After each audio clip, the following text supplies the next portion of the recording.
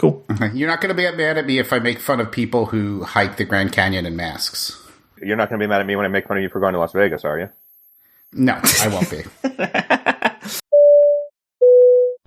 You're listening to Dots, Lines, and Destinations, a travel podcast with hosts Stephen Seagraves, Fosma Moon, and Seth Miller. Hello, and welcome to episode 317 of Dots, Lines, and Destinations. I'm Stephen Seagraves, joined this week by Seth Miller and special guest Michael Traeger of TravelZork and the TravelZork YouTube channel. Hi, Michael. Hi, how are you doing? Good. Welcome to the show. You are our Vegas guy, and we wanted to have you on to talk a bit about Vegas and your travels there. But first, we have some follow up. We have some follow up from last week. Seth. We do, and this is just an amazing coincidence. So a couple weeks ago, we talked about the one Dutch town that made all of the bridges from all the Euro notes. And then last week we talked about the the train that overran its stop and got caught on the back of a whale tail statue. In Rotterdam. It turns out it's a suburb of Rotterdam. It's the same town as did all the bridges. Amazing coincidences. Thank you to the name of this town that I'm not going to get right, so I'm not even going to try. Mostly because I don't have it in front of me to read. But yes, same town. Amazing. I can't wait to see what they're going to do next month to keep us talking about this. Oh, man. Well, let's just jump right into Michael's travels then. Michael, you flew London Heathrow to LAX in BA first, correct? I did, yes. And talk to you about a similar trip back earlier in the summer also, right? You did. And this time, since we are not sure how long we're going to be in California, I needed a one-way ticket with maximum bags. And as you know, there was a wonderful Avios sale, and I was able to time it properly to get 50% off Avios, which was great, on a ticket, and paying the exorbitant YQ and fees. But it still worked out really well because since I'm gold and my wife is silver, even since we were on the same Avios reservation, we both got gold benefit for bags, which is a total of 8 bags for first class. And we actually had to pay for one more. So we actually had 9 bags. So this was one of those strange kind of situations where the baggage allowance was super valuable for us. Now, what was the overage charge for that 9th bag? Was it like the $800 because are you fucking kidding me? Or was it just like, here's another $100 and we're done? You know what? I was really worried about that because I've seen that before on airlines when you get... U.S. carriers would have screwed you. They would have said, okay, this is your 4th bag, and they would have charged you the 4th bag rate. Yeah. What BA did is the price was £150, but it was £135 online. Being the gambler, I didn't pre-purchase it before I got to the airport because I thought maybe I'll get a really nice check-in agent. I knew this was never going to happen. That would give me the bag for free. Well, she was super nice and said to me, no, she actually called to see if she could waive the charge, which I thought was nice, which I knew was never going to happen. And when she couldn't, I had mentioned the online, and she says, well, why don't you just go on the app now and buy it, right now? And I literally did it right there. I bought it for $135. It took about 3 minutes for it to show up in her system, and it saved me the money. She also was super helpful because, as you know, there is a 32-kilogram limit on bags, and one of our bags was 37 and one was 35, so we had to do a whole bunch of shifting. You did not want to be behind us at check-in, but we were at First Wing. First Wing was empty. She was a super nice gal, and it took us 45 minutes to check in, but after rearranging everything, we had all 9 of our bags checked in, so that was great. And we went through an empty security at First Wing. As you know, First Wing brings you to the BA First Class Lounge, which is now open. The First Class Lounge now for British Airways works better than it ever did before because you've got table QR code ordering. So now you order whatever you want and it's brought to you. So you no longer have trouble getting a waiter or getting service. The Concorde room is closed, but there is now a Concorde Terrace. What's the Concorde Terrace? It's the part of the First Class Lounge that was the First Class Lounge Terrace is now the Concorde Terrace. And the Concorde Terrace has a menu sort of similar to the first menu, but the really big part about the Concorde Terrace is you still have the really good Laurent Perrier LPGS champagne, you have Johnny Walker Blue, and you have all of that. Overall, I thought you were going to say the nachos. Let's just say this, that it is obscene for British people to think of putting nachos on a menu because you know it's going to be executed horribly. And I could give you pictures of this because this became a whole conversation, like BA first nachos. And it's just, this is the thing with Mexican food in Europe. They think tortilla chips are Doritos. And just end the story right there. That's Mexican food in Europe. Yeah. Is it Oaxaca? There's a chain in London that has vaguely Oaxaca, something like that. It's Oaxaca, and Oaxaca's sort of fun, and they're casual and inexpensive, and and actually, I could tell you probably the two best Mexican restaurants in London because Ellen and I tried about 12 of them. Yeah. I can also. I'm not saying Oaxaca is good Mexican food, but I'm saying it's at least tolerable and fun, and I partly because I go with the same friend every time I'm in London, but anyway. And I would be glad if they could help BA with their nachos on the menu. But I took a lot of great pictures. And the Concorde Terrace was fabulous. If you are flying British Airways, you do need to realize that they have extremely abbreviated their food and beverage service, even in first class. They also still have no glassware in premium cabins, which is a really thing that bothers me. So the best experience is going to be at the Concorde Terrace because what you get in flight is better than what you were getting in June, but is nowhere near up to what a even British Airways international first class standard would be. How full was your flight this time?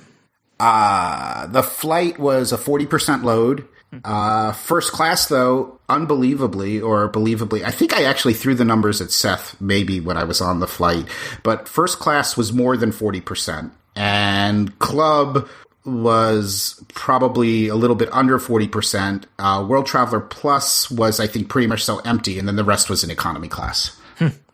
But you're talking about a 40% load, but I mean, you guys are the numbers experts on all of this.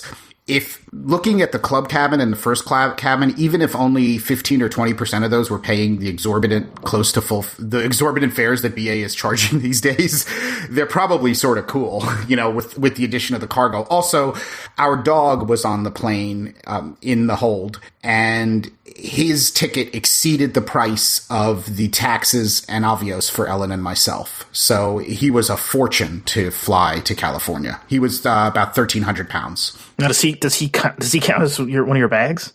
No. And, one of the things I was pissed off about is I think he should get a baggage allowance. Yeah. Because we had to pay for a ticket for him, and then we had to pay. So I don't understand why he doesn't get a baggage allowance. I will say that the folks at Pet Air UK, which is the designated handler for pets for IAG and British Airways, did a superb job. Really good information, keeping me informed. He's now waiting to be boarded and is happy. I mean, I didn't send a picture, so I'm going to assume that they're telling the truth. But, basically, procedurally, you cannot have any pets fly because Leo is the size to fly in cabin. He's within the 6 kilo to 8 kilo range, but no British airline will allow a pet to fly in cabin. It's just against the rules. American Airlines ever, or just for COVID? Ever. Now, part of this, okay, I will caveat this is if I turned him into an emotional support dog traveling to the United States, I probably could get away with it. But I think from an ethics standard, fake emotional support dogs, I couldn't do it. I can't do it, even though it costs me a lot. That loophole's going to end soon anyway, so. Yeah. So basically, UK used to, and the short story that I understand is UK used to have a very strict quarantine on animals coming into the country. When they did away with the quarantine, they still kept a rather strict unionized animal welfare animal reception kind of thing. So I think they didn't want to lose all those jobs, so they still have that very strict protocol. So there's a whole animal welcome reception center and all of this stuff that needs to be done for a dog to fly. We went a little bit further with Pet Air UK because we don't have a car. So they picked Leo up the day before. They made sure he got his vet examination, his fit to fly. His forms were filled out and certified. They did the check-in at Heathrow. They also built a custom design, they put together a custom design crate for him, and all of that kind of stuff, with a watering system and all of that for his flight. So they did a really good job. It's just, it's crazy expensive. We did consider one of the ways that you could fly in cabin with your pet is to fly on one of the other European carriers, not from the UK. So fly from Amsterdam or fly from Frankfurt, let's say. We didn't have the wherewithal to travel to Amsterdam to do that. And then we were considering, since there was great availability on Lufty first class, doing Lufthansa. But even then, we were worried about baggage allowance. And also, it makes a really, really long day to have to go in cabin with your dog from London to Frankfurt and then have a connection and then go from Frankfurt to Los Angeles. On top of the fact, one of the greatest benefits, I think, of Lufthansa first class is getting to use the first class terminal, and the first class terminal is closed due to COVID. So so basically we just decided we just had to do it this way. Leo's only flown in a hold once before to the UK, and we just put up with it, and he did fine. I was more worried. Yeah, I can hear him in the background. He sounds great. I will say he was... Steven, you're just jealous it's not your dog on this week's show. That's true. The hardest part was figuring out how we were going to handle clearance, because since BA only has one flight a day, the flight didn't land until close to 8 o'clock at night, and the cargo facility closes at 10 o'clock at night. And basically, you need to clear. I need to get the rental car. I needed to get to the cargo facility, pick up his paperwork, then go to U.S. Customs, get Customs to sign off on the paperwork, then go back to the cargo facility. But never going to happen. I had a friend who was nice enough to get somebody who in Los Angeles who was able to do that whole process while we were getting our 9 bags and doing all of that. So that worked out pretty well. Yeah, and I mean, what would be the process in that case if let's say you weren't able to get to him before they closed? Would it be he stays overnight and they care for him, or is it they kick him to the curb? Well, they told me, quote, not to worry, that they would stay open until I finished, or they would keep someone there. But unlike the UK, this was literally just an IAG cargo affiliate. This was not a place where an animal could be taken care of. And obviously when we finally did get him, and the person who met him came out and we had our car there, we got him in a crate, he was a little pissed off. And also, I think he also was a little pissed off because he pissed, but because they give him, unlike when I fly with him in cabin, I don't give him water and food up to 12 hours before the flight. I just give him a little bit of water on my finger, but they can't really do that. So they had a watering system. So I'm sure he got nervous and he drank water, and eventually he had to pee. So even though he had his nice bed down there, he had to pee in the crate, so it couldn't have been very comfortable for him for the final whatever amount of time of the flight where he peed in the crate. But there's nothing you could do about that. And he did get an award once we got him settled in the car and we had to drive to Palm Springs. We had no dog food with us because at the last moment we realized, shit, we can't check the dog food with us or carry it on because it's got meat. Mm-hmm. And that's a violation for customs. I said, great, I'll lose my global entry over a bag of dog food. So also, you have to assume that the sniffer dogs would definitely notice that one. Yeah, exactly. And they were there. So we stopped at In-N-Out Burger, and Leo got his first, we just gave him an In-N-Out Burger, a burger just on a bun. So he did get, dog's eating better than me. I don't know. In-N-Out's not that good. Oh man, we're gonna get some feedback. Well, you know what? One of my friends said that. One of my friends said, "Yeah, I don't like In-N-Out Burger. It's just about right for dogs." I like it because of its location. I like the location on the one on South Sepulveda outside the airport. The others, not as much. Anyways. Yeah. So Michael, you went to Vegas, correct? And you went to Vegas back in June, and you were back now for, I guess, in August. Was it in August for another opening? Tell us about that. Well, I was back now for the opening of the opening of Circa. So basically, Circa is the first new hotel to be built in downtown Las Vegas, which is like by the Golden Nugget and the Plaza. The first new hotel in downtown Las Vegas in 40 years. So it's a really big deal. It's an amazing hotel. If you go on our YouTube, you will see a bunch of videos about like the opening speeches at a VIP party. What's very interesting here is that they were supposed to open at the end of December. The hotel and the casino and the stadium swim. They also have the world's largest sports book, really phenomenal to check out. They decided to move it forward, but only open the casino, dining, sportsbook, stadium swim, and to delay the opening of the hotel until the end of the year. Now, this made a lot of sense for a number of reasons. One, downtown Las Vegas, unlike the Strip, the hotels get 50%, close to 50% of their revenue from casino gaming. Maybe a little bit lower than that. So they're not as reliant on convention and hotel rooms. The other thing is that, as we know, the last thing Las Vegas needs right now, without conventions, is more hotel rooms. Because, but the thing that was interesting, and if you talk to them, one of the biggest problems was construction of a 30-plus story building during COVID. Because think about when you're constructing a building, you have those elevators for the construction workers. And you know how they cram in like 50 people in that elevator to go up to the 30th floor to work or the 27th floor? Guess what? It went from like 30 to 20 to 10 to like 4 people. Well, those elevators don't move very fast. So your speed of being able to get workers up and workers out on different shifts slows down. So you actually can't meet your construction deadlines because you can't get your workers up. So they came up with this brilliant idea, which was basically we're going to open up the first 6 floors, which is just dining and casino and all of that. And then we're going to continue work on the hotel and we'll open a hotel at the end of the year. Gaming had to approve that because basically in order in a casino, in Las Vegas, you need to have, or that kind of casino, you need to have a hotel with it. And gaming did approve that. So that's a little bit of the backstory.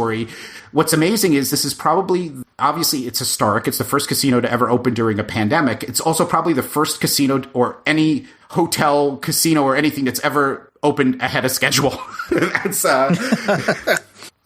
so it was really cool. And it was a black tie. We were invited to the black tie VIP opening, which was really neat. And we were a little nervous about going to an event during COVID, but, everybody, obviously, I think in some ways going to events like that where you're just checking different things out. And what they did is they did a really good job. They had all the restaurants open. They had everything so that you could basically browse everything that was going on.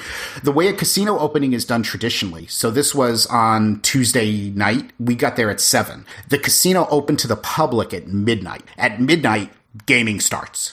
So what happens is you're sort of wandering around a casino with everything turned off, but all the dealers in place. So it's sort of cool. And also they had the historic, they got a bunch of casino executives from the different casino companies, El Cortez, Boyd, MGM, and Jonathan Jossel from the Plaza. And all of those executives were around a dice table to play the dice, to open up the first dice game. So I thought that was really cool too. That is pretty cool. I like that. Now, did they? You said it was a large opening. I'm guessing there was a large number of guests invited. Do you know the total numbers? I would say for the initial opening, for the VIP party, it had to be well over 400 people. Wow. But it also was a rather large place. It's awful hard to tell.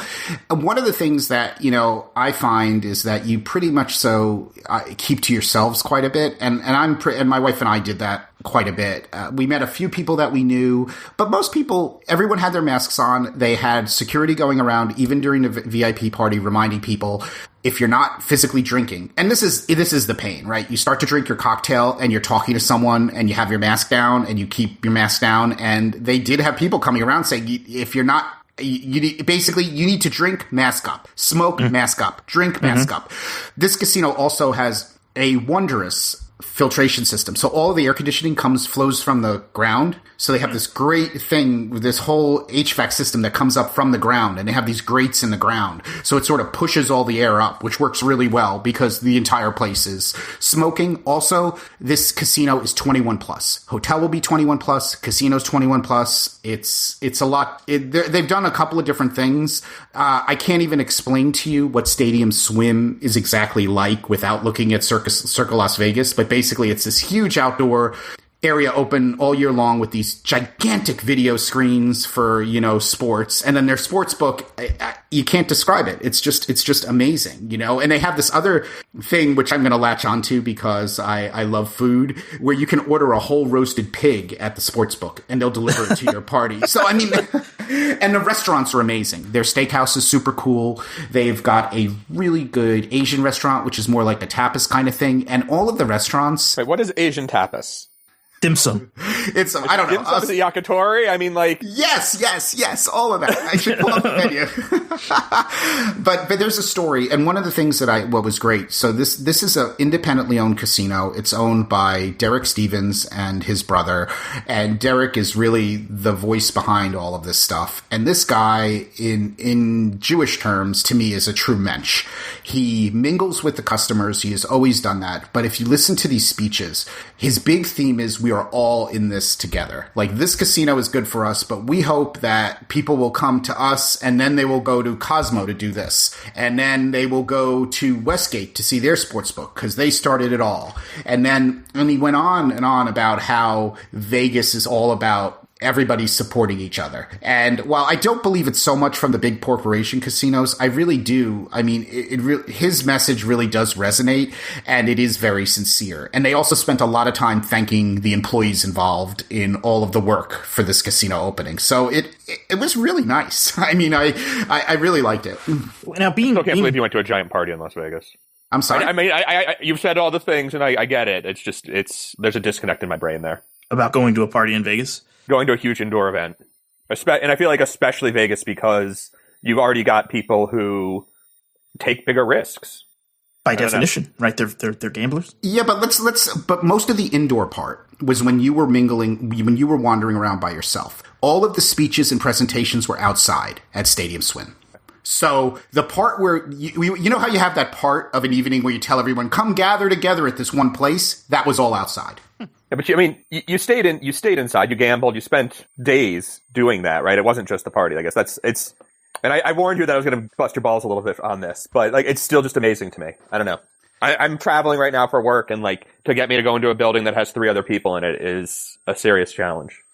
My thought process, and I'm not going to tell you, like I've told you my constant thought process here, my thought process 1 versus thought process number 2, right? And I go through this all the time. I'm having a fabulous time of my life. This is Vegas. This is great. It's everything that I like. And thought process number 2 is I'm going to die of COVID-19. And obviously, depending on the amount of alcohol I have, I stay more in thought process number 1. But you know, I think a big part of it is, and obviously we have to justify what we have to justify for ourselves. A big part of it is the social circle that you're around in. I think it's very difficult to socialize with people you don't know or just to socialize with strangers. I think that's sort of gone or done. I think you're mostly stuck with your own party, you know, and I think that's it. And I think that's okay.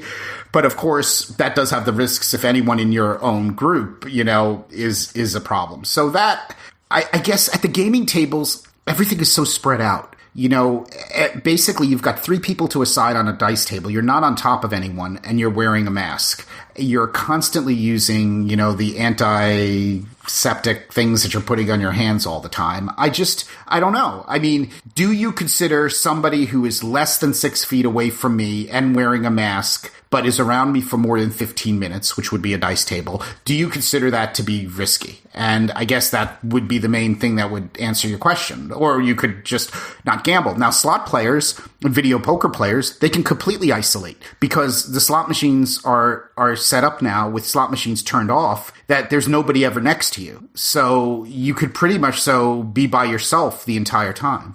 Yeah, I guess I'm still at the point where I'm trying to spend very little time inside commercial buildings at all. I think, and that's part of the disconnect for me, right? Like, I won't go to a restaurant and sit down inside at all, anywhere. So that's to me, you know, at the dice games and whatever is very similar in that, like, it's just spending that much extra time in an indoor space.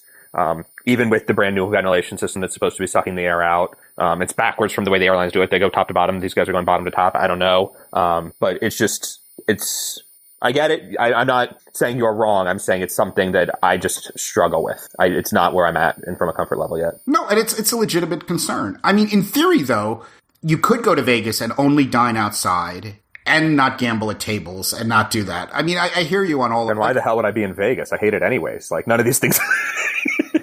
Well, I will tell you, the restaurants at 50% capacity and the amount of space. I mean, like, honestly, There's nobody. It's the best dining experience you ever had, right? If you ever used to feel like, holy goodness, there are just so many people in here. It's so loud. That's gone now. Even SW Steakhouse, which is super busy, it's half the number of people. One of the things that's funny is, though, this came up a little while ago. All the restaurants now are into the QR codes, to find your menu. But Wynn, I think, thinks that QR codes are not posh enough. So they hand you these gigantic paper menus. And then when you're done with them, they take them and they rip them violently and throw them in the garbage. But all night long, watching these waiters constantly rip up all the menus is just bizarre to me.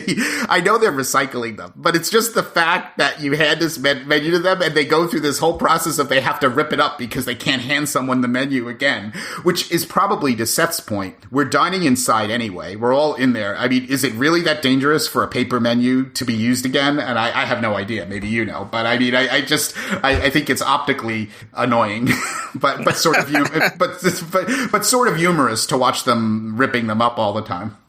For me, we've kind of avoided, we pretty much avoid eating out in restaurants, but like when we have gone places where they have outdoor dining, we've used the QR code. And one of the things that I actually enjoy is that I can order exactly what I want and like put in my comments, like remove this or add this. And I don't even have to talk to a waiter. I mean, it for an introvert like myself, it is actually quite nice. You would love the new BA First Lounge experience. You would love, you would absolutely love. But the problem in Vegas is it's not really like that. It's just to pull up a PDF. And the ordering is still, in other words, the vast majority of these restaurants are just pulling up a PDF or something from their website that shows the menu. It doesn't allow you to order or do any of the ordering. You have to order with the human being still. Wow. Okay. Interesting. It's just so that they don't have to throw away the menus, and that they're just.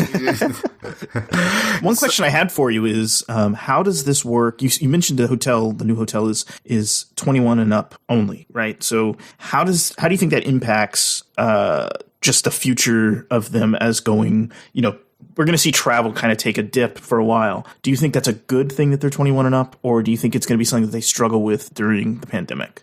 I think it's a good thing for what they're trying to do. And actually, they were already copied. One of the final Caesars properties to open, there's one more left to open, which is called Rio Las Vegas. But the Cromwell, which is next to Flamingo, just opened, which is a Caesars property. And they decided to go 21 plus on their Didn't the Cromwell try to pretend they were like a boutique hotel for a while? They are pretending that. Well, they have that really good Italian restaurant, Giada. They do have some. I can't remember what it was called before, but I remember it was a dump location. Barbary Coast. Yes. It was Barbary Coast. Shithole. Yeah. And they really did fix it up. And the property is lovely. And they have some of the best gambling odds on the strip. And it was very funny because they opened on the Thursday I was in Vegas. And about 5 days before they announced, we're going to be 21 plus at opening. And I'm like, wow, where did they get that idea from? Because this is, but, that they're trying that, but they have very few hotel rooms, so it'll be interesting to see what happens with that. I mean, overall, the Cromwell is a small hotel that doesn't have a lot of features. They have a lounge. I mean, so here's the thing. Clubs can't be open in Vegas. Lounges could be open. And bars at hotels and like center bars and loungy kind of bars. A couple of the things that they're doing at the bars, that I think I might have mentioned to you was that you're required to wear your mask at all times when you're indoors at a bar, be it a center bar, a lobby bar, or whatever. But if you happen to have any food at the table, you don't need to wear your mask. So basically, if you're just there for cocktails, sip your cocktail, put your mask back on. Smoke your cigarette, put your mask back on. But if you order food, you don't have to keep your mask on with your party. And remember, all the tables are still socially distanced. So all of the bars now have set up where you can just order a little thing of popcorn or a little thing of nuts for like $3. And if they put that down on the table, then you don't have to wear your masks. Seems like a little travel hack for people who don't want to wear masks. Well, it is. And what's funny about it in Vegas is that the casino security is still watching compliance in the bars. So they're looking and they're telling the waitresses, you need to tell those people they need to keep their mask on, except for when they're drinking, unless all of a sudden you get food. So that's a little bit interesting. But I really don't think this is, in the greater scheme of things, a huge safety issue because the tables are distanced and you're just with your own party. So I guess the issue then is waitresses coming over to you, should you have your mask on. And I would say if you want to do proper protocol. Whenever a waitress approaches your table, you should always put your mask on. What happens on a casino floor? Well, on a casino floor, you're required to have your mask on unless you're drinking or smoking. If, say, you're smoking a cigar and you're sitting at a slot machine, like I was, and, that's the kind of thing where you have the cigar in your mouth most of the time and you're smoking, and a cocktail waitress comes with your drinks. The cocktail waitress will stand like 2 or 3 feet away and say, "Sir, I'm going to need you to put your mask on before I can come over and bring you your cocktail." And I think that's totally appropriate. And I think now that I think about it and I started thinking about it more, I'm like, I need to be more conscious about that. So even if I'm smoking a cigar, if the waitress comes over to deliver something, I need to put my cigar down, put my mask on, and then she comes over, because that's the right thing to do. So I think there's a little bit of that kind of mentality too. So, but it's, you've got to imagine it's very difficult for the employees. One of the things that Las Vegas decided to do was to allow smoking. Like Atlantic City, everywhere else, Mohegan Sun, Foxwoods, Atlantic City, they said no smoking during COVID. Here in Palm Springs, all of the hotels, no smoking, all the casinos, which are also tribal, no smoking during COVID. The main reason why I think they did no smoking during COVID is because it's a hell of a lot easier from a compliance factor to not, it's one less thing that people need to take their masks down for. Vegas refused to go non-smoking during COVID. You can argue that on the side, whether that's smart or not smart. I mean, I think they did it because of commercials. I mean, I think, honestly, even though I like the idea of being able to smoke in casinos, I think they should have gone non-smoking during COVID. But since they are, that does make it extra difficult for the employees, because not only are you taking your mask down to drink, you're now taking your mask down to smoke. So, and the employees are enforcing it, which is not enjoyable for the employees. So I try to be as kind and gentle as I can, because that's the right thing to do. But I can't imagine it's an easy job for them. Wow. I was wondering, too, around the question of gambling. I think last time you were saying that plexiglass is kind of being used at different spots around the casino. Have you seen no plexi being used, or what are your thoughts around plexiglass as a whole in the casino? My thoughts as a whole, well, basically it's pretty divided. Like Caesars properties pretty much so don't use plexiglass. They require masks, but that doesn't count anymore, because when the casinos first opened in June, masks weren't required. So you could have plexi and no masks, or plexi and masks, or no plexi and masks. But now everyone's required to wear a mask. So the casinos that have plexi, it's basically plexi and a mask. So in some ways you could say it's double safety. Do you generally like it? Does it make you feel safer, or is it an annoyance for you? I mostly play craps and I play baccarat. I find, and I haven't played much baccarat lately, and the plexi they put plexi sometimes between slot machines, which is totally fine. Plexi at dice just doesn't work, because you're putting your hand out to roll, and your whole roll motion, you're like, it's horrible. I just don't like it at all. So I would prefer to play without plexi. I did play with plexiglass at Wynn, and it was fine. Now, on the other end of it, you're not crowded in, because you only have 3 people on a side of a dice table, or some casinos push it to 4 on a side, which I think they were doing in Laughlin. But overall, I don't like plexiglass. I mean, now remember, there is plexiglass everywhere else now, like at all of the stations when you go to a restaurant and see a hostess, when you go up to a casino cage, when you go up to the rewards desk, they've got plexiglass everywhere now.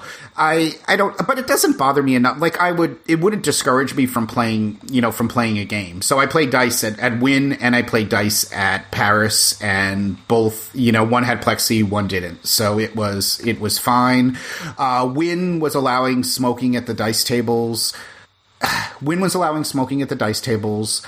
Caesars is not allowing smoking at the dice tables anymore. These are the kind of things that are just very tricky. But quite honestly, and I'm not always the most coordinated person, trying to drink, mask, smoke, mask, and handle your chips and play dice at the same time, you go sort of Looney Tunes after a while. So, I mean, that's just the problem of dealing with COVID. I will tell you one thing. You drink your drinks a hell of a lot slower. I used to drink my bourbon much, much faster at the table, but now that I can only take a sip and then I have to put my mask back up, it takes me 3 times as long to consume the alcohol.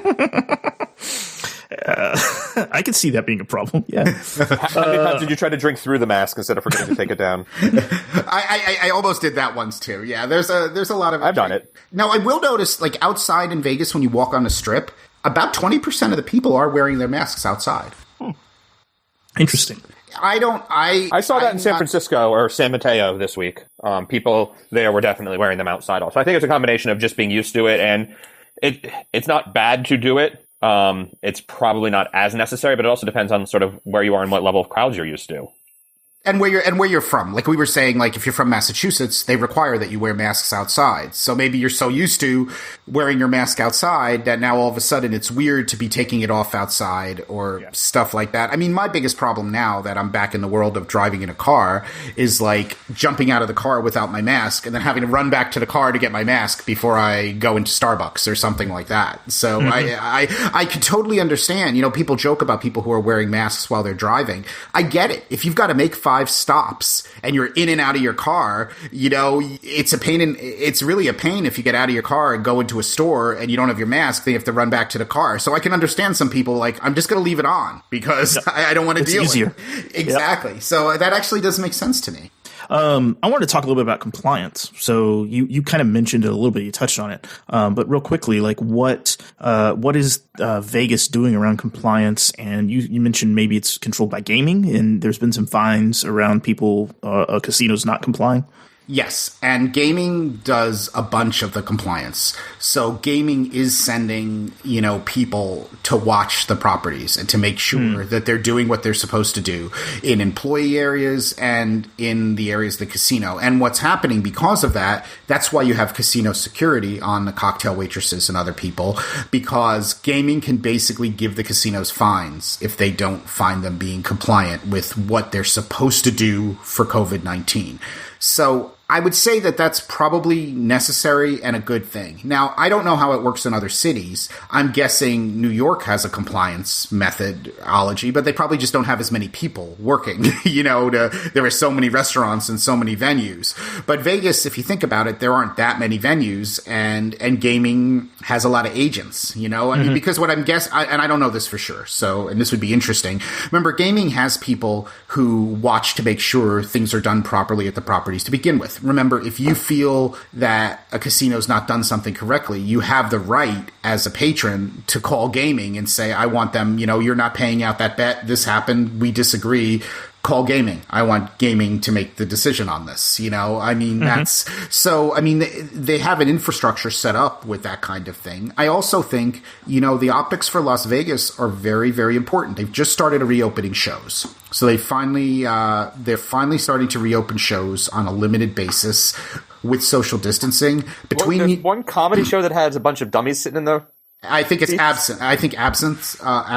You were tweeting about it earlier. You from Vegas Confessions or something? Yeah. So they just they do that. Ooh, one of the things I did on this trip, which was really cool, is I did my first YouTube live stream with Vegas Confessions. We did a blackjack live stream with three of us at the blackjack table. Plaza has been really cool. If you would be into this kind of thing, Seth, because it's so geeky. They're allowing you to do live streams of real casino games. So basically, we were able to live stream this actual blackjack game. Their only requirement is that the game be a $25 game and that we all bought in for $500. And worst shoes I've ever seen. But it was super cool to be able to do that. I mean, I don't know if you've heard me say this before. I hate blackjack. Blackjack is the devil's game. But but it was great to do with my friends. So it was really, really cool. The guy, Saul from Las Vegas Junkies was there, and Julian from Vegas Confessions. So that was cool. And the next one we're going to do is probably a live stream from the dice table. And it's just really cool being able to, they're chatting with people at the live stream and all that. So from a geeky kind of content perspective, I thought it was great. And that all came about organically. So that was sort of cool because they had one more spot and I'm like, yeah, I'll do it. Even though I hate blackjack. Oh, man. That's fun, though. That sounds like fun. Yeah. I mean, I think, to Seth's point, I think Vegas is doing as well as Vegas can do. Considering, I think they're doing, actually, a better way to say it is, I think Vegas is doing what they're saying they're doing with regard to compliance. Now, yes, if you go around with your camera, you will find people with masks off. You will find people breaking rules. Of course you will. I mean, but overall, they are making an effort. to have social distancing, to have people wear masks, to have people use hand sanitizer, to space out the restaurants properly. Like, they're doing that. But still, that's never going to be 100%. Some of the things that have gotten much better, if you remember my complaint about Caesars last time, Paris is a Caesars property. They have valet parking now. They have bellhop service. They have daily housekeeping. And what they've done, actually, you'll like this. They don't have traditional room service. They have room service by a QR code, and you can order from any of the restaurants in the hotel from a limited menu, and they bring it to you like takeaway. So that's how they've redone their room service menu. So they sort of like deliver from the restaurants in the hotel as takeaway. So that's... Is the bellhop allowed to actually come up and bring stuff to your room? This is interesting. Did I mention this to you? No, I was talking with Ed Pizza about he was in, I think it was the Swan in Disney, and they had a bellhop at the front desk. And, it was a friend of his, checked in and said, here's my room number, can you bring my bags up? And the guy's like, no, I can't. I'm not allowed to leave the lobby. Okay, so this which is sort of defeats the purpose of a bellhop. So, of course, we get there, we pull up our car in valet, we're always schlepping a lot of bags. I think it's our routine now, for this slight moment. But we also had tuxedos and gowns and things like that for this party. So, they took our bags, we checked in, we got up to our suite, we called for our bags. Bellhop shows up, knock, knock, knock at the door. Nicest guy in the world comes in. Where do you want this? Where do you want that? I'll put this here, I'll put this there. Do you have any other questions? Do you want me to explain to you how the room service works? Like, traditional, Vegas thing, gave him a nice tip and all that. All good. Fast forward to 5 days later when we leave. Call for a bellhop. Guy shows up at the door. We've got our bags in a couple different places in the room, but like 2 in the bedroom, 2 somewhere else. Go open the door. I go, hi. So then I just open the door. Then I walk away for a moment. And Ellen and I are looking at each other. And we go back to the door. And he's like still standing there in the door. And we're like, hi. Are you going to come in and get the bags? And he's like, I can't come in to get the bags. You need to bring the bags to the door. I'm like, okay. So then Ellen and I went, we grabbed all the bags, we brought him to the door. Nice fellow. I gave him it. He's like, I'm really sorry, but we're not allowed to enter your room at all. We can just bring the bags to the door. And I was like, okay. I'm like, so the other guy clearly either didn't get the memo or didn't care and wanted the bigger tip. Yeah, and I said to him, okay, but I'm just going to tell you that they did it differently. We arrived. That's why we were confused. I wasn't doing it to be a jerk, because it was just sort of like he kept standing there and we're in the room. We're like a standoff. It's like, who's going to move first? I mean, that's it's like, come on, get the bags, man. Yeah. So I think some of the stuff is, but you know what? I think of myself if I'm that employee, and I've been working at this hotel for 20 years, and I get up to a room. It's almost embarrassing to say, hello, Mr. Traeger. I'm going to leave all these bags for you in the hallway outside your suite, and thank you very much, and have a great stay. Think about being this employee that's used to coming in and bringing the bags. Can I get you some ice? Can I show you how this works? It's unusual, and of course, I would totally be understanding about it, but you've got to guess that a bunch of people in a suite in Vegas, especially people with status, would be like, what the hell are you talking about? You're leaving my bags outside the room. I think they have to do a better job of explaining it to people when they take your bags. Like, maybe you give your bags and they say, sir, I want you to understand, when you call, we are going to deliver the bags to your room in a contactless environment, but we will not be able to bring them in. That might be a better way to do it, if you think from a process, than just, because isn't everything in life expectations? Right? It really is about setting those expectations. I agree. If they warn you, we can't come in and out and whatever, for your protection, blah, blah, blah. It's not like that one's a cost-saving thing, where some of the other stuff could be interpreted as that. Like, you're still sending the guy up there. It's not like it changes the amount of time he's spending, so. Well, it's just, and the thing that drives me crazy, it's like Wynn is so overboard with stuff. Like, the pen condoms are my favorite. You need to sign your bill. They bring you a pen, which is wrapped in plastic, and you need to take it out of the plastic to sign the bill. And then they remind you that they're going to throw away the pen. And then the other thing that Wynn does, which thank goodness they're reminding people, anything they put on your table, they throw away. So if you want salt, pepper, whatever, all gets thrown away. So they're actually... Are they using like full-size shakers or like little packets? They're using like airline shakers. Packets, but think about like things like maple syrup and like preserves and things like that in the morning. Everything. So now they're telling you, and for room service too, they're telling you, because if they bring you ketchup, everything gets thrown away. It doesn't matter what it is. So which you brought me the mini mayonnaise, it would get thrown away, never used, and that's a bad thing. So yeah. So I hate I was saying to my wife, we've gone so far with being more conscious about stuff, but now with the amount of additional things being thrown away, also plastic plastic. Always on the casino floors, they use glassware. Well, Paris is mostly using plastic unless you request glassware. Wynn's still really good about the glassware thing. Obviously, I have an issue with glassware. British Airways, I actually brought my own glassware, and since they're not catering proper champagne, and this was our big trip to California, I got a bottle of Dom Perignon in duty free, and they were great. British Airways is really cool. As long as you ask them, they will serve you your own alcohol, but you need to just ask. And even in first class in British Airways, they're still just serving little splits of a lousy non-vintage champagne. So we did do a little bit of self-catering for our flight, and they were super gracious about it, also laughing at me. But the guy across the aisle from me in first class, I could tell he was super confused because he was like, "What wines do you have?" And they're like, "We just have these two wines in the little red bottles." and white. Yeah, exactly.